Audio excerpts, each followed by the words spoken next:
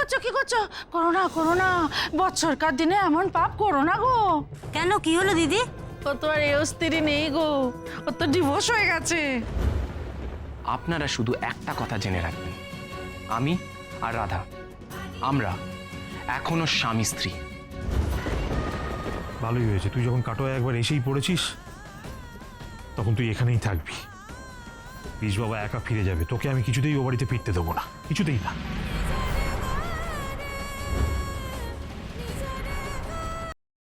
দাদা দিদি ও রাধা দিদি, আমাকে একটা লিপস্টিক পরিয়ে দাও না। দেব। এটা আমি পরি। হ্যাঁ এটা পরে নে। রাধা দিদি, আমার শাড়ি পরাটা ঠিক আছে গো? আরে ঠিক আছে ঠিক আছে, আমি সবাইকে সাজিয়ে দেবো, একটু দাঁড়া। আর যাদের যাদের সাজা হয়ে গেছে তারা যারা নিজেরা একটুখানি প্র্যাকটিস করে নে তো। আমাদের আজকে কত দূর থেকে লোকেরা নাচ দেখতে আসবে, সুন্দর করে নাচতে হবে তো আমাদের। সত্যি রাধা মেয়ে তো নয়, একেবারে দশভুজা। মেয়ে তো একদম আমাদের সোনার টুকরো, না হলে ওরকম কপাল বলো, ওরকম রাজবাড়িতে বিয়ে হয়? জামাই তো একদম রাজরানী করে রেখেছে গো। রাজরানী না হাতি? চিঠিতে তো লিখেছে শ্বশুর বাড়িতে একেবারে চাকরানি হয়ে আছে রাধা। আচ্ছা, বাড়ি ভর্তি তো এত লোক, রাধার ডিভোর্সের খবরটা এই বেলা যদি চাউর করে দিতে পারি তাহলে যা তেড়ে অপমানটা হবে না রাধার। আমাকে দিয়ে রাধার কাছে ক্ষমা চাওয়ানো না, দাঁড়াও আজকে আমি আমার গায়ে জ্বালা মেটাচ্ছি। না গো, আমাদের দোকানে পুজোর প্রসাদ খাও। ও লক্ষ্মী, নে নে নে নে প্রসাদ দিয়ে আয় সবাইকে, নে।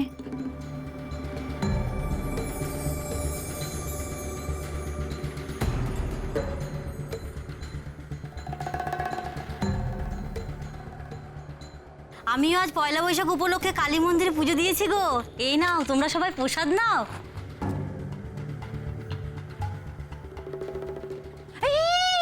কি করছো কি করছো কি করছো? করো না করো না, বৎসরকার দিনে এমন পাপ করো না গো। কেন, কি হলো দিদি?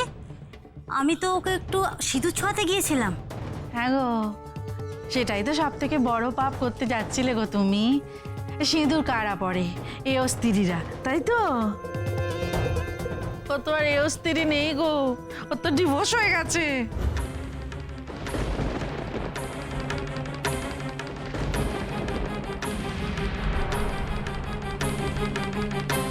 হে মা, তুই তো ডিভোর্সের কথাটা সবাইকে বলতে বারণ করেছিলি না রে রাধা? এই দেখ, আমি তো সব বলেই ফেললাম। আসলে কি হয়েছে জানিস তো, তোর ডিভোর্সের কথাটা শোনার পর থেকে না আমার মাথাটা একেবারে ঠিকঠাক কাজ করছে না। কি বলতে কি বলে ফেলছি। এই কি খবর শোনালে গো মনোরমা? আমরা তো এতক্ষণ আলোচনা করছিলাম রাধা শ্বশুর বাড়িতে রাজরানী হয়ে আছে গো। ওটাই ঠিক ওটাই ঠিক, তোমরা যা শুনেছো যা জেনেছো সেটাই ঠিক বলে ধরে নাও। আমি যা জেনেছি, আমি যা বলেছি ভুল ভুল ভুল, মাথা ঠিক নেই, কি বলতে কি বলে ফেলি। তোমরা ধরে নাও তোমরা কিছুই শোনোনি। হ্যাঁ, ও বাবা, কথা একবার মুখ থেকে বেরিয়ে গেলে ফেরত নেওয়া যায় নাকি? ডিভোর্সই যখন হয়ে গেছে তখন ডিভোর্সের কোনো চিহ্ন নেই তো তোমার মেয়ের মধ্যে?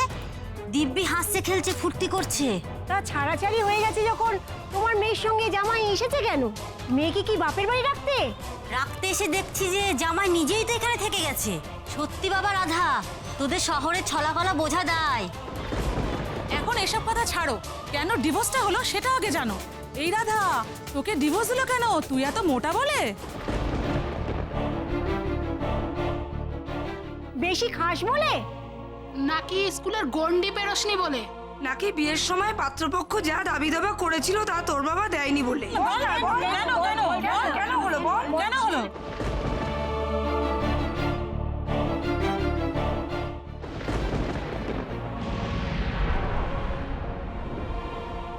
এখন আমি ওদেরকে কি উত্তর দেব গণেশ দাদা? ডিভোর্সের সত্যি কারণটা যে আমি আজ অব্দি কাউকে বলতে পারিনি, কোনোদিন পারবো না বলতে। সাইন দিস and ব্যানার্জি বাড়ি থেকে বেরিয়ে যাও at last।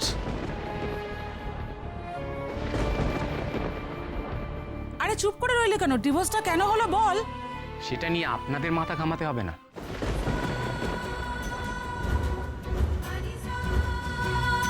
আপনারা শুধু একটা কথা জেনে রাখবেন, আমি আর রাধা আমরা এখনো স্বামী স্ত্রী।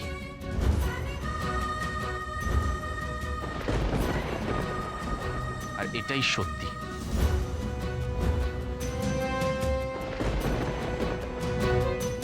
আমরা স্বামী স্ত্রী? কিন্তু জামাই, দয়া করে এটা নিয়ে আর কথা বাড়াবেন না। আজ একটা আনন্দর দিন, বাচ্চারা সবাই মিলে ফাংশন করছে, প্লিজ আপনারা সেটাই মন দিন, এনজয় করুন, এটা আমার রিকোয়েস্ট। চল, ওদের তো সাজগোজ হয়ে গেছে, এবার নিয়ে চল। চলো চলো চলো। ওই যে সব ঠিক আছে তো, চল চল চল চল চল চল, সব ঠিক আছে। রাধা দিদি, তুমি তাড়াতাড়ি সেজে গুজে রেডি হয়ে নাও, আমরা কিন্তু সন্ধ্যাবেলাতেই ফাংশনটা শুরু করব, ঠিক আছে? ঠিক আছে, তোরা যা, আমি আসছি। ঠিক আছে। আমিও যাই, রেডি সেডি হয়ে নিয়ে গিয়ে। 1 মিনিট।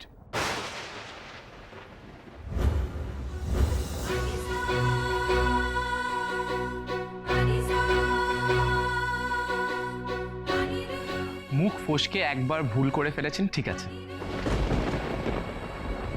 কিন্তু এই ব্যাপারটা যেন বারবার রিপিট না হোক, মনে রাখবেন। কিন্তু তোমাদের তো ডিভোর্সটা সত্যি সত্যি হয়ে গেছে গো কৃষ বাবা, তাহলে সবার সামনে কেন বললে তোমরা স্বামী স্ত্রী? ভুল তো আমি কিছু বলিনি। আমার আর রাধা শুধু ডিভোর্স পেপারে সাইন হয়েছে, কিন্তু যতক্ষণ না পর্যন্ত ডিভোর্স পেপারে কোর্টে স্ট্যাম্প পড়ছে ততক্ষণ পর্যন্ত আমি আর রাধা স্বামী স্ত্রী, কথাটা মনে রাখবেন।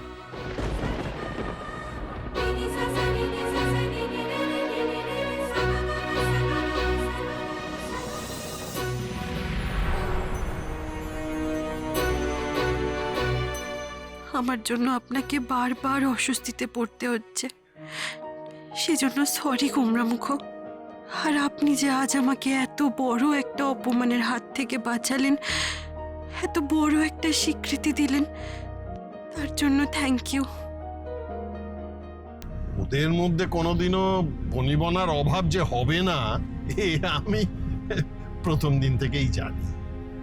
আর কাঁচা বয়স তো, কি মনে হয়েছে হুট করে দুটোতে একটা ডিভোর্স পেপারে সই করে দিয়ে বসে আছে, অথচ একে অপরকে কিন্তু একেবারে চোখে হারাচ্ছে।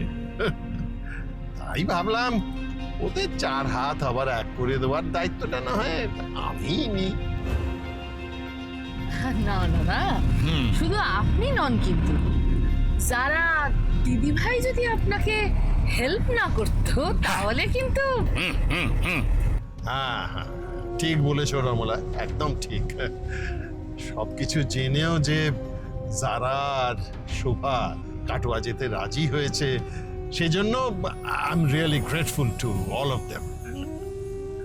হ্যাঁ, তোমার এই গ্রেটফুলনেসটাকে অস্ত্র করে আমাকে আমার কাজ সেরে ফেলতে হবে শুভ। শোভা আমায় আরো একটা কথা বলেছে, রাদার প্রমিস করেছে যে কাটোয়ায় গিয়ে রাধা আর কৃষের মধ্যে যে প্রেম, মানে যে বন্ডিংটা আছে আর কি, রাদার কৃষের রাধার প্রতি যে কতটা ভালোবাসা, ভালোবাসা মাই ফুট। সেই ভালোবাসাটা যদি শোভা 1%ও রিয়েলাইজ করতে পারে, তাহলে ওদের ওই সই করা ডিভোর্স পেপার শোভা নিজে হাতে ছিঁড়ে ফেলে দেবে।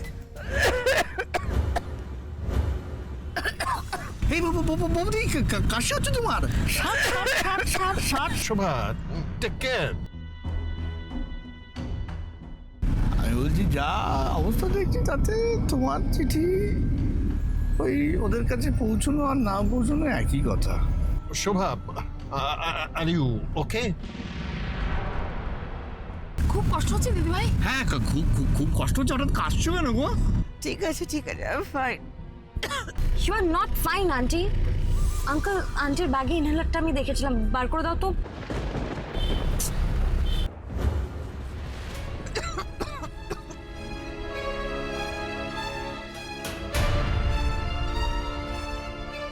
ও শোভা, কোথায় রেখেছো ঠিক বলো তো আমাকে। ব্যাগের মধ্যে একবারে রাজ্যের জিনিস ভরা। এই যে আমায় দাও।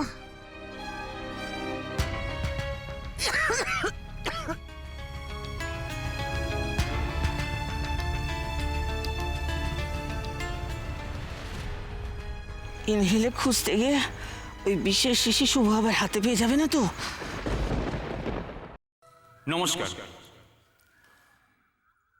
সমস্ত দর্শকদের জানাই শুভ নববর্ষের প্রীতি, শুভেচ্ছা, আন্তরিক অভিনন্দন এবং ভালোবাসা। বাহ, আর এই খুব সুন্দর। আয়োজন করে আসুন আসুন আসুন। চলো বাবা চলো। অতি প্রিয় রাধারানী। ওই দেখ লক্ষ্মী, মাইকে কি বলছে দেখ, তোর দিদির নাম বলছে রাধারানী। হ্যাঁ সেটা বলবেই। তোমার মেয়ে যা যা কীর্তিকলাপ করে এসেছে, এরপর শুধু একজন কেন, জনে জনে বলবে, পাড়া প্রতিবেশী সবাই বলবে, চেঁচি করবে। করবে তুমি? ফাংশন দেখতে এসছো, ফাংশন দেখো, চুপ করে। দুলাল কাকু, হ্যাঁ বাবা, এসে গেছেন? হ্যাঁ। জামাইবাবু তো এসেছে। আপনারা সকলে সামনে ছেড়ে এসে বসুন। হ্যাঁ চলো চলো চলো। এই এসো বাবা, এসো বাবা, এসো এসো। এবার আপনাদের সামনে উদ্বোধনী সঙ্গীত গাইতে আসছেন আপনাদের প্রিয় গায়ক স্বপন কুমার ব্যানার্জি।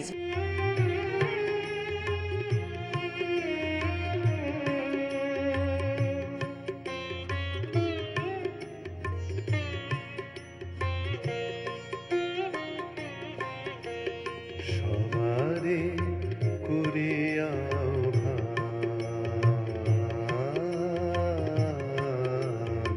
সবারে করে এসো।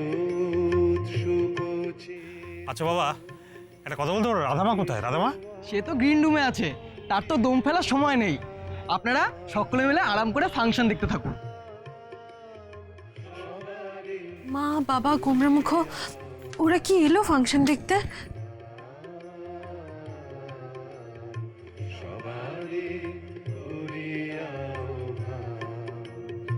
হৃদয় দেহ পাতি হে থাকার দিবারাতি। আমি আর রাধা, আমরা এখনো স্বামী স্ত্রী। গণেশ দাদা, আজ সকাল থেকে একটার পর একটা অঘটন ঘটেছে। কে যে চিঠিটা লিখলো, কে যে চিঠিটা লিখে ডিভোর্সের কথাটা জানিয়ে দিল বাবাকে। বাবার তো মনটা একদম ভেঙে গেছে। আমিও যে আর বাবার চোখের দিকে তাকাতেই পারছি না। জানি না পয়লা বৈশাখ কেটে গেলে কি হবে, তবু ফাংশনটুকু যেন ভালোই ভালোই মিটে যায়, সেটুকু দেখো গণেশ দাদা।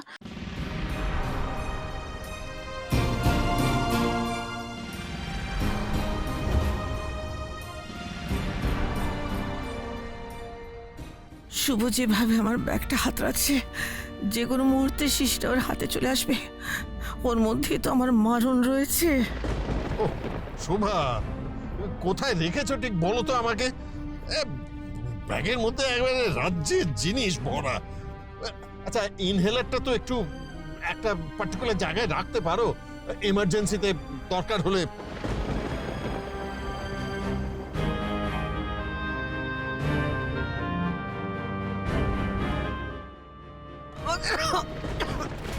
তোমাকে দিয়ে যদি কোনো কাজ হয়, আমার ইনহেলের কথা তুমি জানো না শুভেন্দু?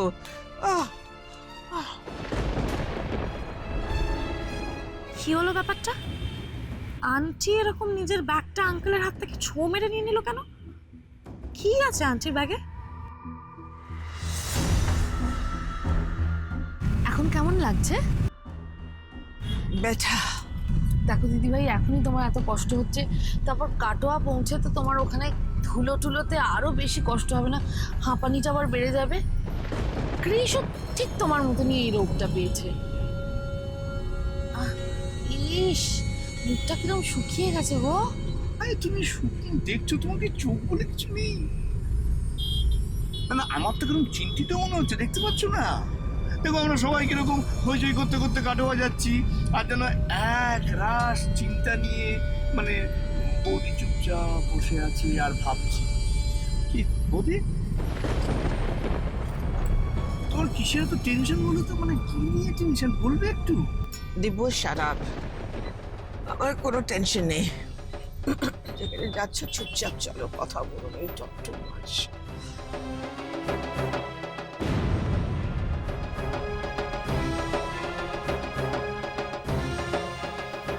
তুই কৃষ বাবাকে ডিভোর্স দিলি কেন মা?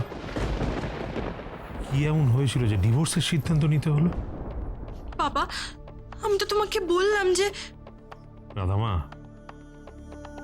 আমার এই মেয়েটা জীবনে এমন কোনো কাজ করেনি যে তারপর বাবার চোখে চোখ রেখে কথা বলতে পারবে না। মাথা নিচু করে আছিস কেন? আমার দিকে তাকা, তাকিয়ে বল কি হয়েছিল বাড়িতে?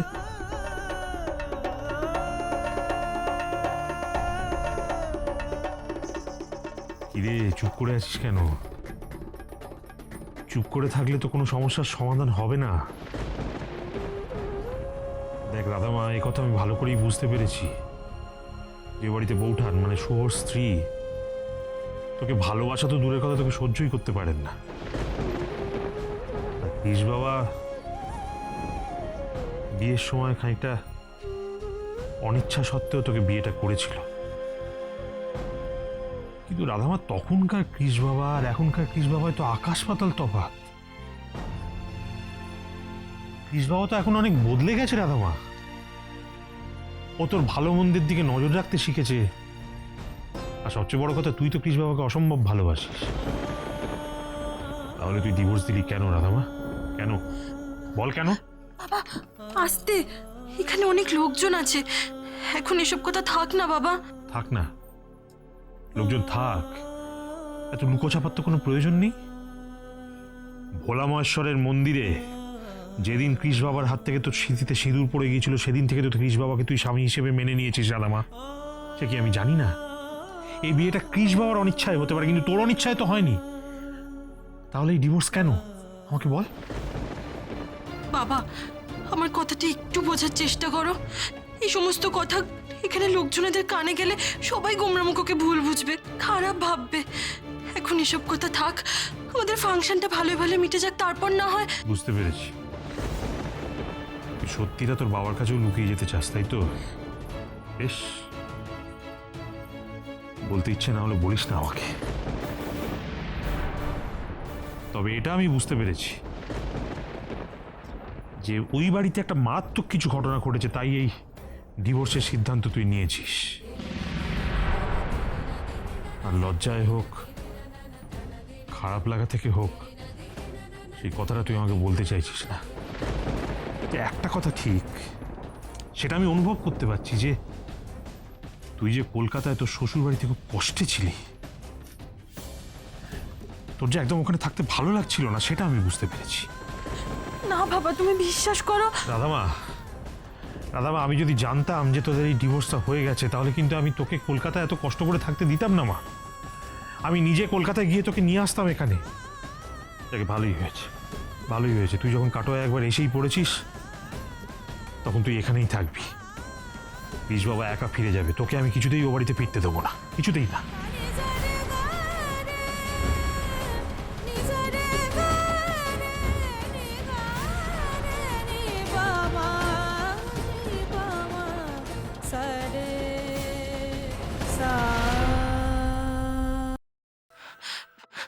না না বাবা, তা কি করে হয়?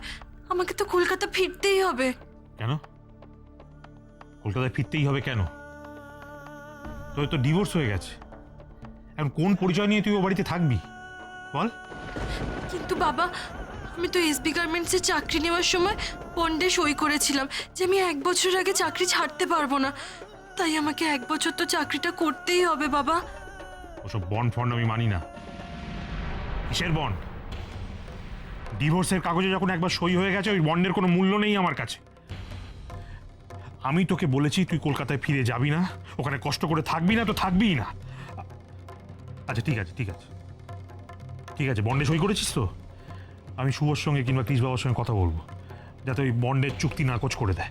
হয়েছে?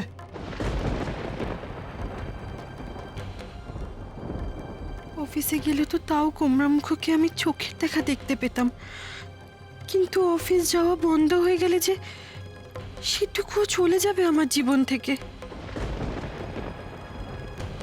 বাবা তুমি তো জানো আমি ডিজাইনিং এর কাজটা করতে কতটা ভালোবাসি।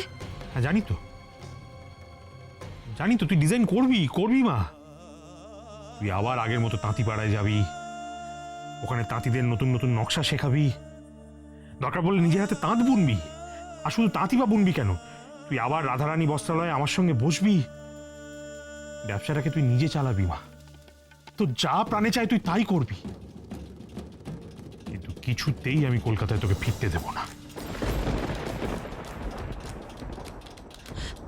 বাবা এক্ষুনি আমার ডাক পড়বে, আমার এখনো সাজগোজ হয়নি, আমি এখন আসি।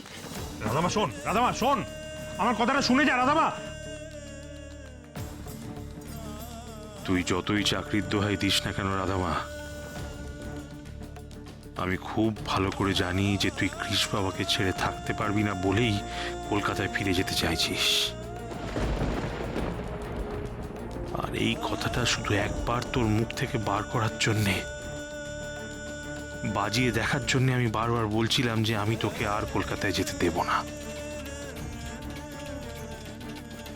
আমার উত্তর আমি পেয়ে গেছি রাধামা। তুই তো তোর মনের দ্বার সবসময় কৃষ বাবার জন্য খুলে রেখেছিস রে মা। তাহলে ডিভোর্সটা কেন দিতে গেলি? কেন?